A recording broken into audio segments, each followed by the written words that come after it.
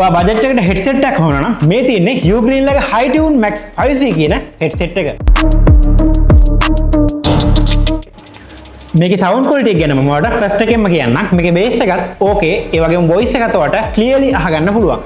Budget එකට තියෙන වෙන හෙඩ්සෙට් එකෙන් කම්පෙයාර් කරාම මේකේ සවුන්ඩ් එක නම් ඕකේ. LDAC සපෝට් සහ හයි රෙස් ඔඩියෝ දෙකම තියෙන නිසා ඔයාලට ක්ලියර් ෂාප් සවුන්ඩ් ක්වොලිටි එකක් මේකෙන් බලා ගන්න පුළුවන්. ඒ වගේම මේකේ හයිබ්‍රිඩ් ඇක්ටිව් නොයිස් කැන්සලේෂන් තියෙන නිසා ඔයාලට නොයිස් වැඩි දැනුණත් මියුසික් එක්ස්පීරියන්ස් ගන්න පුළුවන් බෙස්ට් එකෙන්ම. මේකේ කූල් ෆීචර් එක තමයි ඔයාලට 5 මිනිත් එක charge එකකින් ඔයාලට පැය 5ක් වුණත් එක දිගට යූස් කරන්න පුළුවන් මෙන්න මේ හෙඩ්සෙට් එක. මේ හෙඩ්සෙට් එක ඔයාලට මට රෙකමන්ඩ් කරන්න පුළුවන් day to day life එකේ යූස් කරන්න, ඒ වගේම travel කරන්න, ඒ වගේම office work වලට මේක රෙකමන්ඩ් කරන්න පුළුවන්. ඒ වගේම ඔයාලට gaming වලට high performance මේකේ බලා ගන්න බෑ. හැබැයි ඔයාලට normally casual gaming play කරන්න මේ හෙඩ්සෙට් එක okay.